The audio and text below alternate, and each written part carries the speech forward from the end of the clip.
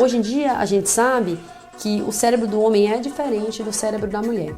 Então, as mulheres elas têm uma capacidade maior de fazer, por exemplo, múltiplas atividades ao mesmo tempo. E o homem tem uma capacidade maior de focar em algumas coisas, e isso está cientificamente comprovado. Comparar um com o outro eu acho que não é justo, acho que são habilidades diferentes, isso vai depender da característica pessoal de cada um. Alguns estudos mostram que quanto mais atividade intelectual você tem, menor a chance de você desenvolver algum tipo de declínio de memória no futuro. Então eu diria que sim, que cuidar do cérebro exercitando, então aumentando atividades intelectuais é de extrema importância. Hoje em dia a gente sabe que a dor de cabeça ela é um fenômeno bioquímico, a dor de cabeça primária, então a enxaqueca.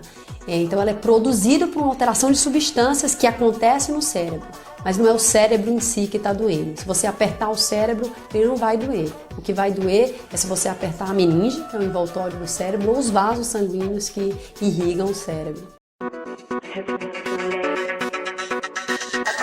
A gente tem uma resposta natural a qualquer coisa que causa ansiedade. Se você é assaltado ou se você sofre um susto grande, o seu coração dispara, a sua pressão arterial aumenta, e é isso que se espera que aconteça numa pessoa que esteja mentindo. O detector de mentira, ele tenta detectar essas alterações fisiológicas do pulso, da pressão, que acontecem quando a pessoa não está sob um certo estresse, quando ela não está falando a verdade. Então, funciona.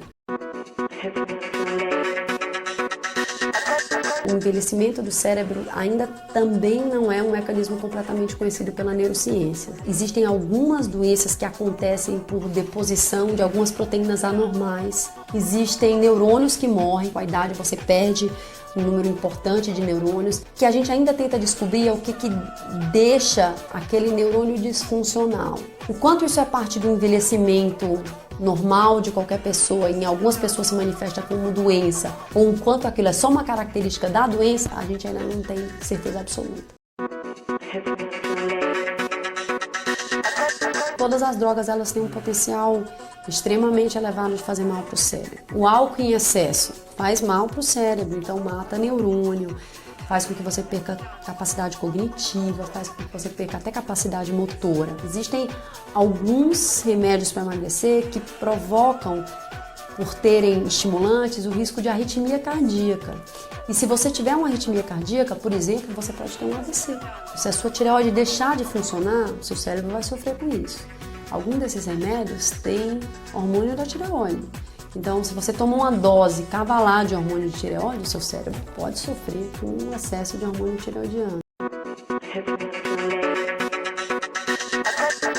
Algumas pessoas têm áreas do cérebro mais desenvolvidas do que outras. Então, a gente sabe que o hemisfério esquerdo do cérebro é um hemisfério muito relacionado ao raciocínio.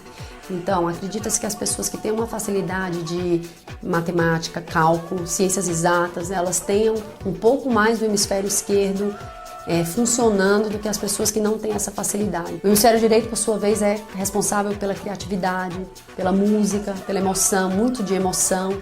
Então, as pessoas que têm capacidade de criar uma música, a gente acredita que realmente tenham áreas, não que elas sejam maiores, mas elas sejam mais funcionais do que as pessoas que não têm essas capacidades.